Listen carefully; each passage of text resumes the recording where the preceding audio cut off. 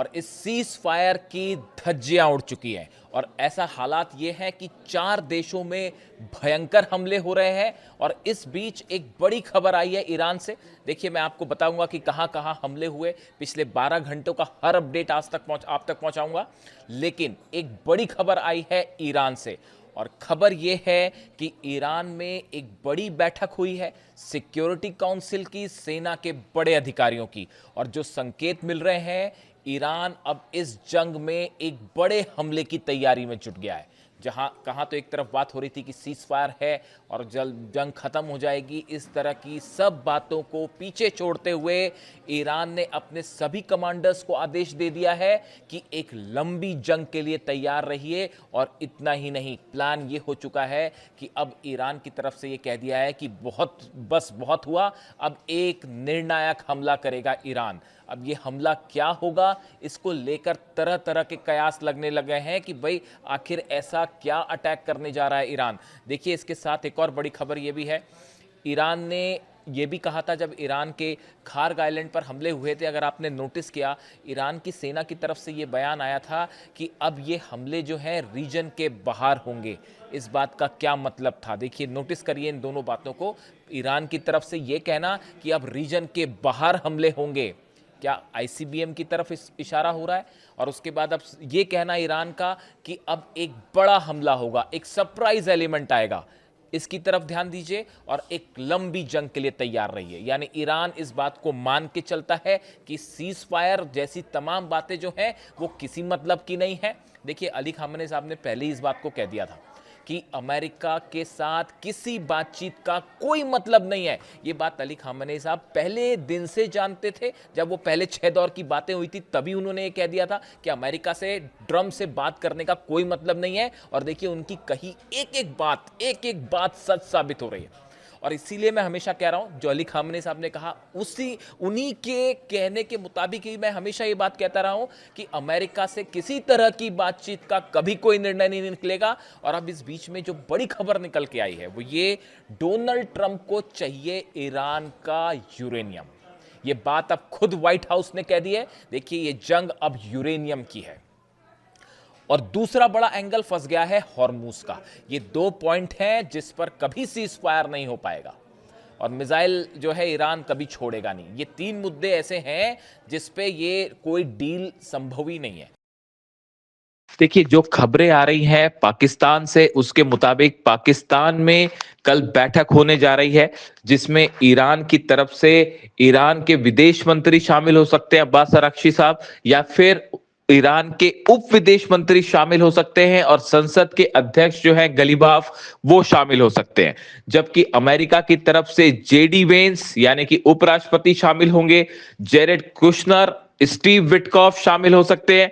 इसके साथ साथ बैठक में पाकिस्तान के प्रधानमंत्री शहबाज शरीफ शामिल होंगे, मिलिट्री चीफ जो हैं आसिम मुनीर वो शामिल होंगे, और इसके साथ साथ पाकिस्तान के एनएसए भी इस बैठक में शामिल होंगे। इसके अलावा पाकिस्तान के विदेश मंत्री इशाक डार भी इस बैठक में शामिल होंगे, और ये आमने सामने की बैठक है। देखिए, गौर करने वाली बात यह है कि इसमें ईरान का डेलीगेशन साथ होगा, अमेरिका का डेलीगेशन होगा, और साथ में पाकिस्तान के कई बड़े नेता, प्रधानमंत्री खुद इसमें शामिल होने वाले हैं। ये खबर आ रही है। इसके अलावा देखिए, आखिर ईरान इस बातचीत के लिए, ईरान को तैयार करने के लिए अमेरिका की तरफ से ये कहा गया कि हम लेबनान से अलग से बात करेंगे। ईरान ने ये शर्त रख दी थी कि जब तक लेबनान में हमले नहीं रुकेंगे, लेबनान को भी सीज फायर का हिस्सा नहीं बनाया जाएगा, तब तक हम कोई बात नहीं करेंगे। जब ईरान अपनी बात पर अड़ गया, तब उसके बाद बातचीत करने के लिए एक बार फिर ट्रंप को झुकना पड़ा है, अमेरिका को झुकना पड़ा, और ईरान को यह विश्वास दिलाया गया कि लेबनान से इजराइल अलग से बात करेगा। डोनाल्ड ट्रंप ने नेतन्याहू को फोन किया, और उसके बाद नेतन्याहू की तरफ से बयान आया कि कैबिनेट को यह आदेश दे दिया गया है कि लेबनान से बातचीत की जाए। यानी एक बार फिर अमेरिका ने ईरान की शर्तों को माना है और ईरान के सामने झुका है। ये बहुत बड़ी जीत एक बार फिर ईरान की हुई है। देखिए, पहले हम यूरेनियम की बात कर लें। जो ऑपरेशन पायलट को बचाने के लिए हुआ था, वो असल में यूरेनियम की जंग थी।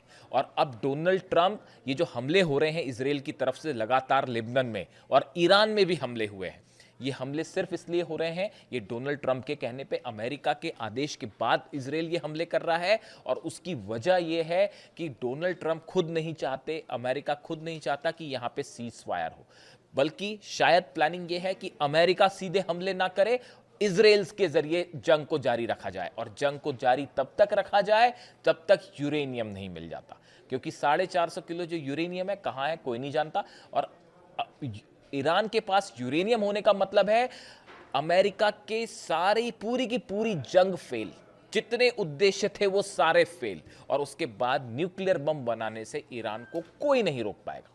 और उसके बाद एक बार अगर एटम बम बन जाता है, उसके बाद डोनाल्ड ट्रंप क्या, कोई भी जो है वो हिम्मत भी नहीं कर पाएगा ईरान पर हमला करने की, और पूरे दुनिया का समीकरण बदल जाएगा। ये बात डोनाल्ड ट्रंप समझते हैं, उनके एडवाइजर समझते हैं। इसीलिए जंग अब यूरेनियम की है, और यूरेनियम जब तक ईरान के पास है तब तक ना सीज फायर होगा, ना जंग थमेगी, ना शांति होगी। ये बेसिक बात है जिसको समझिए। देखिए, दूसरी चीज, straight of Hormuz. Straight of Hormuz पहले खुला हुआ था, उसको हमले के बाद अब वो बंद हो चुका है। और अब जैसा आपने देखा होगा खबरों में कि ईरान ने तो अब नया रास्ता बता दिया है कि देखिए यहीं से शिप निकालिएगा, वरना बारूदी सुरंगें बिछी हैं। वो लराक आइलैंड के दूसरी तरफ से घूमते हुए जाइएगा। अगर करीब से आप गुजरने के पुराने वाले रास्ते से जाएंगे तो सब जगह माइंस बिछी हैं और वो धमाके हो जाएंगे। मैंने आपको पहले ही कहा था कि डोनाल्ड ट्रंप ये चाहते थे कि सीज फायर हो और अमेरिकी सेना को वहां पे मॉनिटरिंग की जो है परमिशन मिल जाए और वहां से माइंस हटाई जाए।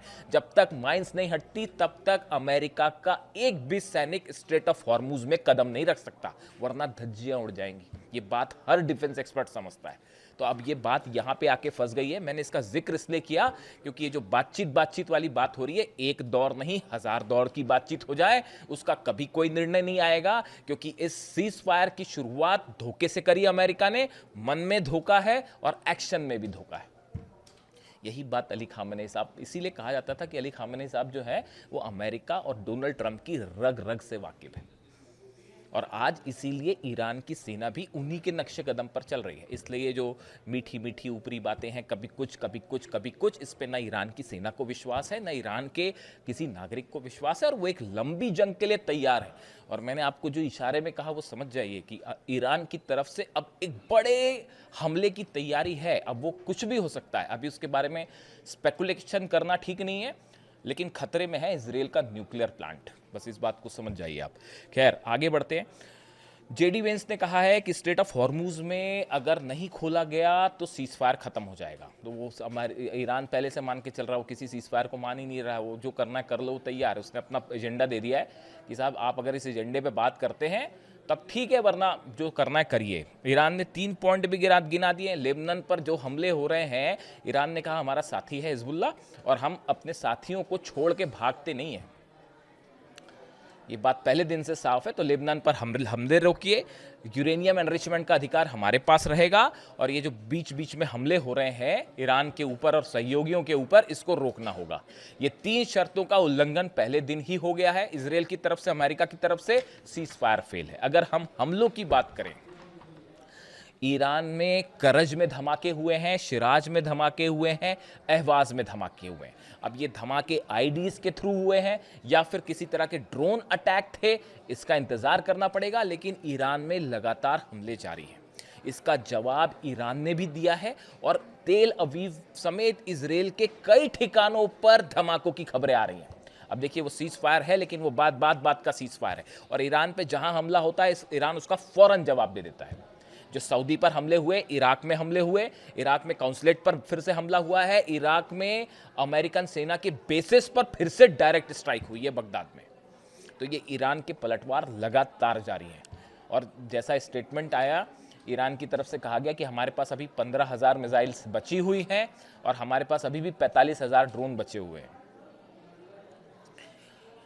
ईरान की इस बात पर मुझे विश्वास नहीं है। इसलिए नहीं है क्योंकि मेरे मुताबिक ईरान के पास 50,000 के आसपास मिसाइल्स होनी चाहिए, समझे आप। तो भले ईरान ये कह रहा है कि हमारे पास 15,000 मिसाइल हैं, लेकिन मेरा एनालिसिस ये कहता है जंग में हर चीज़ बताई नहीं जाती। तो अगर कुछ लोग ये सोचते हैं, ये जो स्ट्रैटेजी चल रही थी डोनाल्ड ट्रंप की कि इनकी मिसाइल ख़त्म होने दी जाए, इनके ड्रोन ख़त्म होने दी जाए तो ये हमला नहीं कर पाए और जंग जीत जाएंगे, भूल जाइए। कम से कम 2 साल तक की जंग लड़ने को ईरान तैयार है। और जो एक्सपर्ट्स का कहना है, जब बयान आया ईरान का कि हमारे पास अभी भी 15,000 मिसाइल्स हैं, तो ये एक प्रकार से अब आप क्या कहा जाए समझ जाइए। मेरा एनालिसिस कहता है कि कम से कम 50,000 मिसाइल्स हैं ईरान के पास और 2 साल की जंग को तैयार है और बड़े लेवल पर प्रोडक्शन लगातार चल रहा है। चीन से जहाज़ पहुंच रहे हैं बारूद से लदे हुए, जो मिसाइल्स बनाते हैं। इसके अलावा देखिए कई ठिकानों पे इजराइल पर हमले हुए हैं, लगातार मिसाइल्स बरस रही हैं। अब ऐसे में सवाल ये है कि क्या किसी तरह की बातचीत का नतीजा निकल पाएगा?